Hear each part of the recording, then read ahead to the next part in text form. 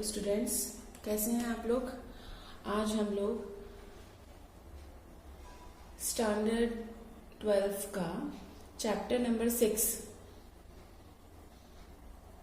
Part 7 ले रहे हैं। उसमें हम लोग आज बहुत इंपॉर्टेंट टॉपिक पढ़ेंगे, that is genetic code. Genetic code हमें पता है। सबसे पहले बेटा जेनेटिक कोड किसके लिए यूज्ड होता है, उसके लिए हम लोग पहले एक बार हम लोगों ने पढ़ा हुआ था कि किस तरह से क्या प्रोसेस होती है। हर एक सेल के अंदर कौन सी प्रोसेस अकर होती है कि भाई डीएनए से क्या बन रहा है, दैट इज एमआरएनए बन रहा है, ठीक है। और एमआरएनए से क्या बन रहा है बेटा, that is the protein. Okay, अब ये वाला जो प्रोसेस था हम लोगों ने आगे पढ़ लिया है, that is the transcription. Okay, और ये जो प्रोसेस है उसको हम लोग बोलते हैं दैट इज द ट्रांसलेशन। अब हमें पता है कि ये एमआरएनए है, वो क्या था हम लोगों ने बनाया था, ये था टेम्पलेट डीएनए, ये था एमआरएनए और ये था कोडिंग स्ट्रैंड, है ना। तो ये कोडिंग, ये कोड लेके आता था, ये अमाइनो एसिड का बेस लेके आता था और ये इसके साथ कोड करता था। तो एमआरएनए के पास क्या है, कोडिंग्स बैठे हुए हैं, किसके लिए, अमाइनो एसिड्स के लिए, ठीक है। तो हमें पता है कि ये क्या बनाया हमने, that is the central dogma. ये क्या है, सेंट्रल डॉगमा किसने दिया था, फ्रांसिस क्रिक ने दिया था, ठीक है। इतना हमें पता है। तो यही जो जेनेटिक कोड है हमें यही बताना है कि ये कोडिंग क्या करता है, आगे जाके ये कोड क्या करने वाला है। तो एक्चुअल में ये जो जेनेटिक कोड है वो जो भी हम न्यूक्लियोटाइड्स एमआरएनए में जो भी न्यूक्लियोटाइड है ए you C C G A you जी सी सी ए, ये जो भी है न्यूक्लियोटाइड्स, ओके, उसको क्या बताता है, इस सारे सीक्वेंस को जो एमआरएनए में प्रेजेंट है, ये जो सीक्वेंस है वो अमाइनो एसिड बताए, ठीक है। और वो एक क्या बना दे, पॉलीपेप्टाइड। पॉलीपेप्टाइड का मीनिंग क्या था, दैट इज दी प्रोटीन बना दे, ठीक है। तो हमें ये बताना है ये जो अमाइनो एसिड किस तरह से बनता है, वो प्रोसेस है, that is the our genetic code. ये जेनेटिक कोड बताने के लिए कौन सा साइंटिस्ट था, that is the George Gamow. George Gamow, याद रखिएगा, ठीक है। ये एक फिजिस्ट था, उसने ये बताया कि जो भी 20 अमाइनो एसिड्स है, ओके, 20 अमाइनो एसिड्स ही हमारे जो 4 नाइट्रोजन बेसिस है, 4 नाइट्रोजन बेसिस होता है, कौन से होंगे, हम एमआरएनए पढ़ रहे हैं, तो ए यू सी और जी, इसकी मदद से हम लोग क्या बना रहे हैं, 20 अमीनो एसिड्स बना रहे हैं, ठीक है।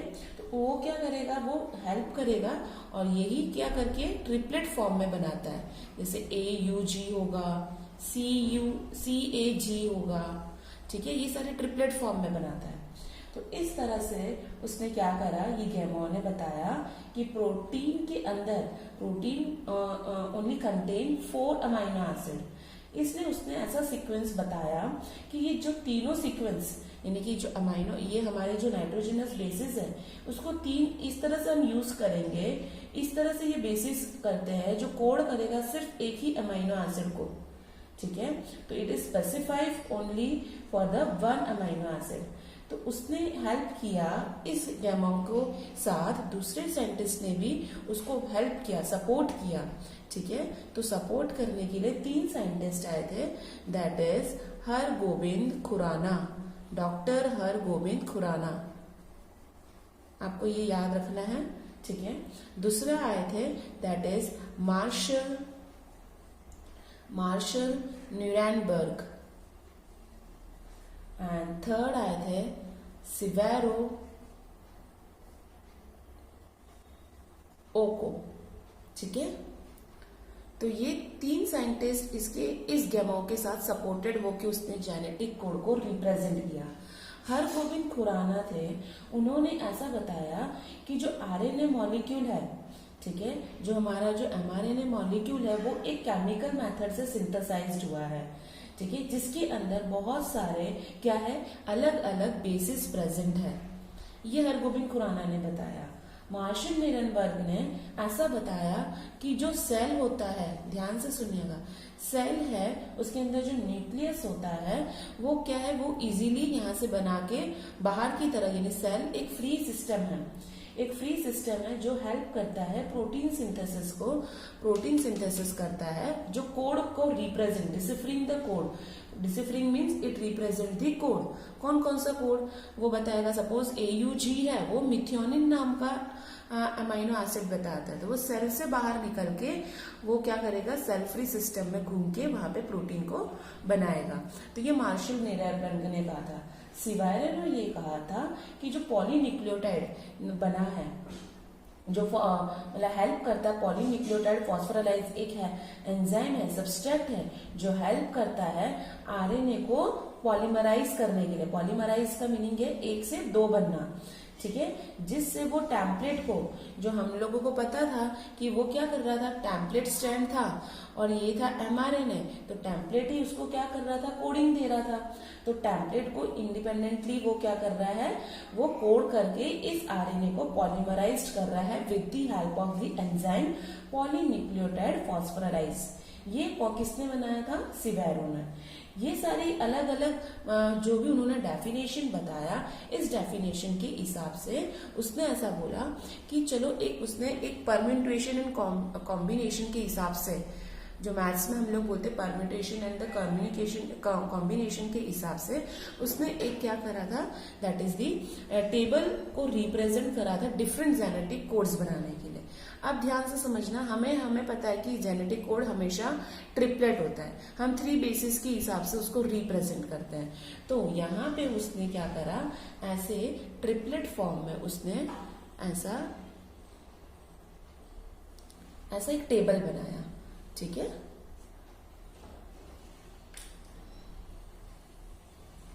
ओके, अब यहाँ पे उसने इस तरह से ये टेबल आपको भी बनाना है, तो ये याद रखना है।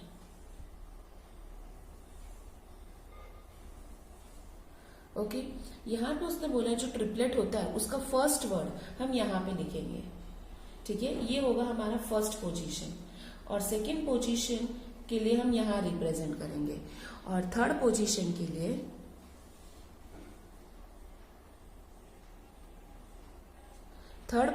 के लिए हम लोग उसको यहाँ रिप्रेजेंट करेंगे, ठीक है। अब किस तरह से होता है, ध्यान से देखना आप लोग। ये हमें पता है कि ये हम mRNA बना रहे, कौन से 4 बेसिस होंगे, कौन से 4 बेसिस होंगे बेटा, that is A, U, C और G। ये हमारे पास 4 बेसिस है, तो हम लोग इसको कैसे रिप्रेजेंट करेंगे, यहाँ पे आता है U, C, A, G, ये सेकेंड पोजीशन है। First position U, C, A, G, ठीक है, समझ में आया। और third position U, C, A, G, इस तरह से ये थर्ड पोजीशन। तो फर्स्ट पोजीशन क्या है, हमारा U है। सेकेंड पोजीशन यहाँ पे हम देखते हैं, सेकेंड पोजीशन का फर्स्ट अल्फाबेट भी U है, और थर्ड पोजीशन का फर्स्ट अल्फाबेट भी क्या है, U है। तो मैंने इसको यहाँ पे ऐसे रिप्रेजेंट कर दिया। वापिस U, ये आ गया U, इस तरह से हम लोगों ने करा। अब थर्ड पोजीशन ही क्या होगा, चेंजेस होगा, U, C, U, A, got it, U, G, समझ में आया। इस तरह से ये क्या हो गया हमारा, ये एक फर्स्ट हो गया। अब यहाँ पे सिमिलरली मुझे ये करना है, समझ, ओके। अब यहाँ पे क्या, फर्स्ट पोजीशन क्या है मेरा U, second position C, third position U, okay. वापस समझ में आ रहा है बेटा, तो ये हो जाएगा U, C, U, C, A, U, C, G, ठीक है। तो इस तरह से हम लोग सपोज 1 ब्लॉक में 4 कोडोन्स है, ऐसे टोटल 16 है, तो 16 में कितने हो जाएंगे, 16 4 64 कोडोन्स हो जाएंगे। और हर एक ये जो ट्रिपलेट फॉर्म में लिखा है वो हर एक अमाइनो एसिड अलग अलग, वो कभी कभी सेम भी करते हैं और अमाइनो एसिड को ये रिप्रेजेंट करते हैं, ठीक है। कौन कौन से अलग अलग अमाइनो होते हैं, देखो तुम्हारे बुक में शॉर्ट में लिखा है PHE, ठीक है, that is phenylalanine, ARG, arginine, VAL valine, ठीक है, ASP aspirin, CYS cytosine, SCR serine, GLY glycine, ठीक है, MET मिथियोनिन। ये बहुत सारे अलग अलग अमाइनो एसिड्स बनाते हैं। तब जाके ये 64 कोडोन्स क्या रिप्रेजेंट करते हैं, डिफरेंट अमाइनो एसिड। कितने, 20 अमाइनो एसिड्स रिप्रेजेंट। तो ये हम लोगों ने क्या पढ़ा, इसका एक टेबल, ये टेबल आपको ड्रॉ करना है बेटा, ठीक है। अब यहाँ पे बहुत इंपॉर्टेंट है, हम लोग ले रहे हैं दैट इज दी किस तरह से ये कोडोन क्या होता है। तो salient features of genetic code, okay. उसमें फर्स्ट पॉइंट हम लोग बता रहे हैं कि हमेशा कोडोन क्या होता है, हम किस में लिखते हैं, ट्रिपलेट फॉर्म में लिखते हैं। हमेशा कोडोन्स क्या होगा, ट्रिपलेट फॉर्म में होगा, ठीक है। इसलिए हमें पता है टोटल क्या है, 64 कोडोन्स है। उसमें जो 61 कोडोन होते हैं वो क्या करते हैं, वो 20 अमाइनो एसिड्स में, जो अभी मैंने सारे नाम बताया, तो वो 20 अमाइनो एसिड्स को रिप्रेजेंट करते हैं, ओके। 64 में से 61 कोडोन 20 अमाइनो एसिड्स को करते हैं, और जो उसमें से 3 कोडोन्स होते हैं वो कोई अमाइनो एसिड रिप्रेजेंट नहीं करते हैं, इसलिए इसको मैं बोलती हूँ स्टॉप कोडोन। अब तुम ये बोल सकते हो कि स्टॉप कोडोन का क्या काम है, ठीक है। अब याद कर लो ट्रांसक्रिप्शन, मैंने mRNA का तुम लोगों को डायग्राम बताया था। यहाँ पे कौन लगता है, हमें पता है कि ट्रांसक्रिप्शन करने के लिए 3 प्रोसेस है। कौन कौन सी प्रोसेस होती है, इनिशिएशन, इलॉन्गेशन, टर्मिनेशन। तो यहाँ पे जब टर्मिनेशन, mRNA को बन जाना है, खत्म कर देना है, शुरुआत करने के लिए एक कोडोन होता है AUG, स्टार्ट कोडोन बोलते हैं, और स्टॉप कोडोन यानी कि ये जो हम लोगों ने 3 कोडोन्स बोले हैं वो यहाँ पे रिलीज आउट हो जाते हैं, और वो क्या करते हैं कि mRNA को टर्मिनेशन यानी कि ट्रांसक्रिप्शन टर्मिनेशन कर देते हैं कि अब आपको आगे नहीं बनाना। तो यहाँ पे कौन लग जाता है, that is the stop codon. Clear, तो ये हम लोगों ने पढ़ा था। तो स्टॉप कोडोन कौन कौन से हैं, बहुत ही इंपॉर्टेंट है, नीट लेवल का भी है, बोर्ड लेवल का भी है, याद रखना है। 3 स्टॉप कोडोन्स होते हैं, कौन से हैं, UAA, UGA और UAG, ठीक है। ये एक ऐसे कोडोन है जो कोई भी अमाइनो एसिड को रिप्रेजेंट नहीं करते हैं। सो उनका जो फंक्शन होता है, उनका कौन सा फंक्शन है, वो क्या करते हैं, इसलिए इसको हम लोग बोलते हैं टर्मिनेटिंग कोडोन भी बोलेंगे, टर्मिनेटिंग कोडोन भी बोलते हैं और नॉनसेंस कोडोन भी बोलते हैं, ठीक है। नॉनसेंस कोडोन भी इसको बोला जाता है। तो ये हमारा फर्स्ट साइलेंट फीचर था, ओके। सेकेंड फीचर आता है दैट इज जो जेनेटिक कोड होते हैं वो स्पेसिफिक होते हैं। स्पेसिफिक यानी इट मीन्स दैट कि ये सिर्फ एक ही रिप्रेजेंट करेंगे, एक ही अमाइनो एसिड्स को रिप्रेजेंट करेंगे। तो स्पेसिफिक एंड अनएम्बिगियस यानी ये कभी भी चेंज होने वाला नहीं है, जो है वो ही रहने वाला है। ओनली एक codon, one codon only codes for 1 amino acids, okay. हमेशा जैसे कि CCU हमने लिखा है, वो हमेशा एक ही अमाइनो एसिड को रिप्रेजेंट करेगा, वो है प्रोलीन, ओके। वो दूसरा कोई भी अमाइनो एसिड रिप्रेजेंट नहीं करता, तो इसलिए बोला specific and unambiguous. Now third आता है कि जो भी कोडोन होते हैं जो हम लोगों ने पढ़े हुए हैं, ठीक है, कुछ ऐसे भी होते हैं जो दूसरे अमाइनो एसिड भी रिप्रेजेंट करते हैं, ठीक है। जैसे कि हम लोगों को पता है AUG क्या रिप्रेजेंट करता है, मिथियोनिन, ठीक है, और UGG क्या करता है, that is the tryptophan, okay.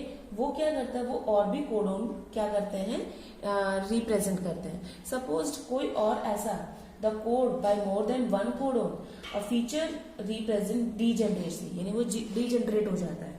Suppose कोई एक ऐसा कोडोन जो एक से ज्यादा अमाइनो एसिड रिप्रेजेंट करता है, वैसे कोडोन को हम लोग क्या बोलते हैं, दैट इज डीजेनरेसी।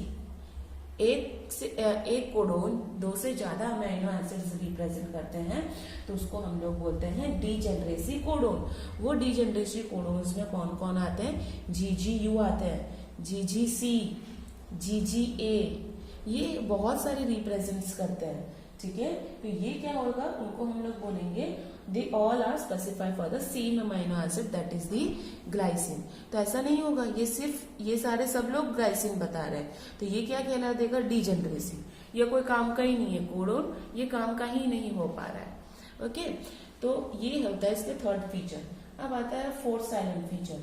कोडोन जो हम एमआरएनए में रीड कर रहे हैं, ये जो एमआरएनए में हम लोगों ने रीड किया है वो क्या होता है, कंटिन्यूअस फैशन में होता है। A C G A U U C C G U, इस तरह से ये कंटिन्यूअस फैशन में होता है। इसको मैं कोई भी ऐसे नहीं करूंगी, आगा आओ ऐसे करके पंक्चुएशन नहीं दूंगी, उसको मैं कुछ स्पेल नहीं कर पाऊंगी। इसलिए ये क्या होता है, कहीं पे भी हमें पता है ये ट्रिपलेट फॉर्म में ही होता है, पर ये ट्रिपलेट फॉर्म बताने के लिए मेरे पास क्या है, दैट इज दी, मैं उधर कॉमा वगैरह यूज नहीं कर रही, तो इसलिए हम लोग उसको बोलते हैं कि ये क्या है, कॉमा लेस है। ओके, नाउ फिफ्थ आता है, ये जो जेनेटिक कोड होता है वो यूनिवर्सल है, कोई इसको बदल नहीं सकता। ठीक है, जो पर्टिकुलर कोडोन है वो सेम अमाइनो एसिड को कोई भी ऑर्गेनिज्म में रिप्रेजेंट करता है। कभी कभी माइटोकॉन्ड्रियल के अंदर जो होता है वो कोडोन थोड़ा सा डिफर करते हैं। ठीक है, तो जो हमारे सेल में यहाँ पे ये न्यूक्लियस में जो हम बता रहा है एमआरएनए, वो कोडोन बता रहा है, तो यहाँ पे जो माइटोकॉन्ड्रिया होगा कुछ प्रोटोजोन में, वो कोडोन थोड़े से डिफर करते हैं, पर वो यूनिवर्सली होते हैं,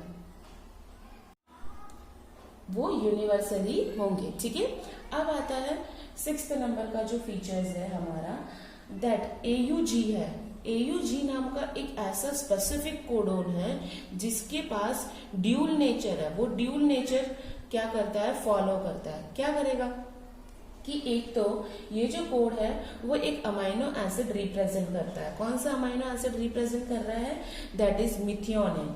ओके, और एक वो क्या करता है, स्टार्ट कोडोन भी बोला जाता है, दैट इज इनिशिएटर कोडोन, और उसको हम लोग बोलेंगे that is the start codon. तो वो एक ड्यूल नेचर फॉलो करता है। तो आपको बेटा ये 6 साइलेंट फीचर्स बहुत अच्छे से लर्न करना है। ठीक है, अब हम लोगों ने कोडोन बोला है, हम लोगों ने सिकल सेल एनीमिया भी पढ़ा। ठीक है, बहुत सारे हम लोगों ने डिफरेंट डिजीज पढ़े। कोडोन में कभी कभी क्या हो जाता है, गड़बड़ी हो जाती है, दैट इज अ म्यूटेशन आ जाता है। तो जेनेटिक कोड में कभी कभी क्या प्रेजेंट हो जाता है, that is the mutation present होता है। म्यूटेशन क्या था, alteration and deletion of DNA. ठीक है, तो हम लोगों को पता है कि कोई एक सडन चेंज आता है जेनेटिक मटेरियल में, उसको हम लोग बोलते हैं म्यूटेशन। ओके, तो यहाँ पे ये म्यूटेशन के हिसाब से हम लोगों ने डिफरेंट टाइप्स के पढ़े थे। दैट इज आता है, फर्स्ट आता है पॉइंट म्यूटेशन, और सेकेंड आता है that is frame shift mutation. ठीक है, पॉइंट म्यूटेशन में हमें पता है कि एक सिंगल बेस पेयर, ठीक है, कोई भी एक सिंगल बेस पेयर था, वो क्या हो रहा था, रिप्लेस्ड हो रहा था with the help of single base pair, replaced हो रहा था एक अनदर बेस पेयर से, दूसरे बेस पेयर बना रहे थे। ठीक है, अब यहाँ पे हमें पता है कि ये क्या कर रहा था, पॉइंट म्यूटेशन किस में होता है, दैट इज द हीमोग्लोबिन के चेन में, बीटा ग्लोबुलिन चेन, जो 6th पोजीशन में चेंज हो रहा था ना। ओके, तो वहां पे एक जो अमाइनो एसिड था वो किस में कर रहा था, जो सिंगल बेस पेयर था, जो किसको रिप्रेजेंट, कौन सा अमाइनो एसिड को रिप्रेजेंट, ग्लूटामिक एसिड। तो ग्लूटामेट से किस क्या बन रहा था, वो वेलाइन बन रहा था।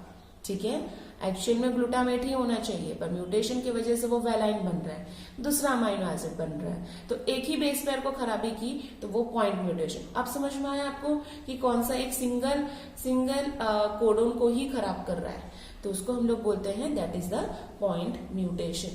ओके, अब ये आता है फ्रेम शिफ्ट। तो हम लोगों को पता है कि जो कोई भी एक एमआरएनए स्ट्रैंड है, सपोज ATCG इस तरह से है। ठीक है, हमें पता है कि ये जो बेस पेयर्स है वो कभी कभी क्या हो जाते हैं, यहाँ से डिलीट हो जाएंगे या यहाँ पे इंसर्ट हो जाएंगे। तो इस तरह से हम लोगों ने क्या करा है, इस तरह से हम लोगों ने देखा है कि ये फ्रेम शिफ्ट होते हैं। उसी में ये फ्रेम शिफ्ट में मेजरली हम लोग उसको दो जनरली इसको डिवाइड करते हैं, that is insertion and deletion, add होना और डिलीट होना। ठीक है, सपोज यहाँ पे एक स्ट्रैंड है, हम लोगों ने ATCGA CCTACC, ठीक है। इस तरह से हम लोगों ने एक स्ट्रैंड बनाया। इंसर्शन का मीनिंग होता है कि कोई भी एक से ज्यादा न्यूक्लियोटाइड का ऐड होना इस डीएनए के सेगमेंट में। सपोज यहाँ पे मैंने ये ऐड कर दिया है, यहाँ पे ए और यहाँ पे भी मैंने ऐड कर दिया है CC था ना, 2 था तो CTC कर दिया मैंने, ऐड करा मैंने तो इंसर्शन करा, ठीक है। अब मैंने ये करा है कि कभी इसमें क्या होता है, मल्टीपल बेसिस ऐड होते हैं तो हम लोग क्या करते हैं, ये जो फ्रेम है मैं उसको इसका जो भी फ्रेम था वो पूरा चेंज हो गया, ठीक है। वो कुछ अलग ही अमाइनो एसिड्स बनाएगा तो वो म्यूटेशन हो गया, खराबी हो गई, ठीक है। जैसे हम लोगों ने पढ़ा था ग्लूटामेट चाहिए था पर वेलाइन बन गया, तो यहाँ पे भी क्या हो गया, खराबी हो गई। अब डिलीशन था, ये सपोज ये सेगमेंट एक अमाइनो एसिड रिप्रेजेंट कर रहा था, पर यहाँ पे ये क्या हो गया, ये डिलीट ये हो गया, यहाँ से ये डिलीट हो गया और ये यहाँ से डिलीट हो गया। तो हम लोग ये बोलते हैं वन और मोर न्यूक्लियोटाइड जब डीएनए सेगमेंट से रिमूव्ड होता है उसको हम लोग बोलते हैं डिलीशन, ठीक है। तो यहाँ पे बहुत ही मल्टीपल बेसिस रिमूव होते हैं, तो हम ये जो फ्रेम था वो चेंज हो गया और जिसकी वजह से एक अमाइनो एसिड जो बनने वाला था वो नहीं बन पा रहा है और कुछ और ही बन रहा है, ठीक है। तो इसमें हम लोगों को बोल रहे हैं कि ये म्यूटेशन अकर करवाता है। तो आपको ये याद रखना है कि जेनेटिक कोड किस तरह से म्यूटेशन भी करवा रहा है। अब एक बहुत ही इंपॉर्टेंट, हम लोगों ने एमआरएनए पढ़ लिया, ठीक है। हमें याद रखिए बेटा, ध्यान से एक और बार मैं बता रही हूँ, वापस बता रही हूँ कि सपोज यहाँ पे हमारा न्यूक्लियस है, हमें 3 टाइप्स के एमआरएनए पढ़े थे, एमआरएनए, ठीक है, फिर आता है टीआरएनए, ओके, और एक था आरआरएनए। क्या काम कर रहा था, एमआरएनए तो क्या कर रहा था बेटा, कोड लेके आ रहा था, किसका, अमाइनो एसिड्स का कोड लेके आ रहा था, ठीक है। तो अमाइनो एसिड्स का कोडिंग लाने का काम होता है एमआरएनए, और यहाँ पे ये जो एंडोप्लाज्मिक रेटिकुलम होता है और यहाँ पे ये जो राइबोसोम्स होते हैं वहां पे वो लेके चले जाता है, ठीक है। कौन, ये mRNA with the help of transcription process. और जो टीआरएनए है वो क्या करता है, वो अमाइनो एसिड लेके आता है, वो बताता है कि ये अमाइनो एसिड है, तो टीआरएनए का काम होता है अमाइनो एसिड्स को लेके आना। और आरआरएनए क्या करेगा, प्रोटीन का सिंथेसिस कर देगा, कहाँ पे, राइबोसोम्स में, आर यानी राइबोसोमल, तो वो यहाँ पे आरआरएनए काम कर रहा है, ये एमआरएनए काम कर रहा है, और यहाँ पे टीआरएनए क्या लेके आएगा, अमाइनो एसिड। तो मुझे अभी पढ़ना है कि टीआरएनए दिखता कैसे है। एमआरएनए तो मैंने देख लिया, it is a long strand and having different nucleotides and all. तो ये टीआरएनए दिखता कैसे है वो हम अभी पढ़ते हैं। तो हमारा नेक्स्ट टॉपिक आता है दैट इज टीआरएनए।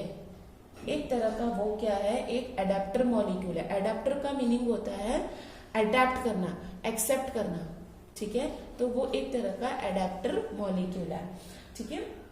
हमें पता है कि जो कोड होता है, जो अमाइनो एसिड्स, हम लोगों को इतना पता होना चाहिए कि टीआरएनए अमाइनो एसिड्स को लेके आता है, कोड करता है, ठीक है।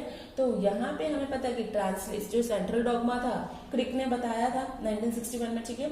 तो वो जो टीआरएनए था, टीआरएनए क्या करने के लिए बोला जाता है, वो जेनेटिक कोड को, जब वो बना था, जेनेटिक कोड नहीं था उससे पहले, जेनेटिक कोड जिसने गैमोन ने नहीं बताया था उससे पहले टीआरएनए क्या बोला जाता था, एसआरएनए। एसआरएनए मीन्स सॉल्यूबल आरएनए के नाम से जाना जाता था। जब जेनेटिक कोड का हुआ, गैमोन ने बताया, तब वो उसको क्या कहला दिया गया, टीआरएनए। क्लियर बेटा। तो हम लोग टीआरएनए का स्ट्रक्चर एक बार देख लेते हैं। वो एक क्लोवर लीफ, एक प्लांट है क्लोवर, उसके लीफ की जैसा उसका स्ट्रक्चर है। तो याद रखिएगा ये कैसा दिखता है, क्लोवर लीफ की तरह दिखता है, ठीक है। इसकी क्या है, अलग अलग वो inverted L shape, inverted means उल्टा एल शेप का ये स्ट्रक्चर इसका दिखता है। इसके टोटल 5 आर्म्स होते हैं, 5 आर्म्स होते हैं। तो मैं आपको अभी बना के बता रही हूँ कि किस तरह से इसका स्ट्रक्चर है, और ये स्ट्रक्चर आपको एग्जाम में याद रखना है बेटा, ठीक है। तो इस तरह से ये एक हमारा ये टीआरएनए का स्ट्रक्चर आता है। तो जो टीआरएनए होता है उसमें हम लोगों ने बोला 5 आर्म्स प्रेजेंट है, 1 2 3 4 एंड 5। यहाँ पे एक अमाइनो एसिड बैठने वाला है, ठीक है। तो यहाँ पे इसके जो 5 आर्म्स है वो क्या है, ये फर्स्ट आर्म हम लोग पढ़ते हैं, दैट इज ये वाला जो रिप्रेजेंट करता है फर्स्ट, उसको हम लोग बोलते हैं एंटीकोडोन, उसको हम लोग बोलते हैं that is anticodon loop, this first, ठीक है, एंटीकोडोन लूप। ये इस तरह से होता है इसका स्ट्रक्चर। यहाँ पे कौन बैठा हुआ, ये सपोज्ड यहाँ पे हमारा ये क्या है, mRNA मॉलिक्यूल बैठा है। ये कौन है, mRNA, ध्यान से समझना, ठीक है। ये है 5 प्राइम एंड 3 प्राइम एंड, इसके पास यहाँ पे कोडोन बैठा हुआ है U, C और A, ठीक है। ये लेके आएगा, ये यहाँ पे इस mRNA में AGU लिखा होगा ना, तो वो U लेके आएगा, C लेके आएगा और A लेके आएगा, कौन, ये एंटीकोडोन लूप, ठीक है। तो फर्स्ट होता है एंटीकोडोन लूप की वो एक कॉम्प्लीमेंट्री कोड लेके आता है, किसके कंपेयर में, कोई एक अमाइनो एसिड्स बनाने के लिए, कौन, ये एंटीकोडोन। सेकेंड आता है दैट इज ये है सेकेंड, ठीक है, amino acid acceptor end, accept amino acid acceptor end, ये क्या है, यहाँ पे एक अमाइनो एसिड बाइंड हो जाएगा। सपोज मैं यहाँ पे इसको बना देती हूँ, सीरीन करके है अमाइनो एसिड, ठीक है, तो यहाँ पे सीरीन करके अमाइनो एसिड बैठ जाएगा, एक्सेप्ट कर लेगा, ओके बेटा। नाउ यहाँ पे आता है, ये है थर्ड नंबर का, ठीक है, थर्ड नंबर का जो होता है उसको हम लोग ने बोला है टी लूप, ठीक है। अब ये क्या हमें पता है कि टीआरएनए क्या कर रहा है, अमाइनो एसिड लेके आ रहा है, अमाइनो एसिड लेके वो कहाँ पे जाएगा बेटा, जहाँ पे प्रोटीन सिंथेसिस का मेन काम कौन करता है, राइबोसोम। तो ये टी लूप क्या करेगा, वो राइबोसोम से बाइंड करेगा, बाइंडिंग टू राइबोसोम्स, क्योंकि यहाँ पे तो इसका मेन काम क्या है, अमाइनो एसिड्स बनाना है, तो binding to ribosomes, clear. Now fourth, ये रहा फोर्थ हम लोगों ने बोला है दैट इज, उसको हम लोग बोलते हैं डी लूप। डी लूप क्या करेगा, यहाँ पे ये सारे प्रोसेस करने के लिए मुझे एक एंजाइम की भी जरूरत है। तो बेटा क्वेश्चन ऐसा भी पूछा जाता है कि जो डी लूप का मेन फंक्शन क्या है, या कौन से लूप में एंजाइम रिलीज होता है, ये भी पूछा जाता है। तो यहाँ पे एक एंजाइम की जरूरत होती है that is amino acyl synthetase. ये सब कुछ प्रोसेस करने के लिए एक एंजाइम की जरूरत होती है that is amino acid synthetase. अब ये जो बनाया है ना, ये वाला, ये मेंटेनेंस का काम करता है, इसके स्ट्रक्चर को बिगड़ ना जाए, तो इसके लिए हम लोग उसको बोलते हैं वेरिएबल लूप, वेरिएबल लूप, ठीक है। ये हेल्प करता है both the nucleotide composition and in length, कि ये सारे जो हम लोगों ने देखा कि ये टीआरएनए था और यहाँ पे नीचे कौन लग रहा है, एमआरएनए, तो दोनों के न्यूक्लियोटाइड्स को वो क्या करता है, वो हेल्प करता है कि उनकी लेंथ का कंपोजिशन का अच्छे से रह सके, तो मेंटेनेंस का काम करता है ये वेरिएबल लूप। बहुत ही इंपॉर्टेंट है, आपको ये 5 उसको डिस्क्राइब करना है, टीआरएनए का स्ट्रक्चर बताना है, ये खत्म, ठीक है। तो आप लोगों को मैंने ये आपको बताया हुआ है, तो अच्छे से पढ़िएगा, ओके। और मेरी लिंक को शेयर करना मत भूलिए, लाइक बटन को क्लिक करना भी नहीं, ठीक है। Thank you so much students.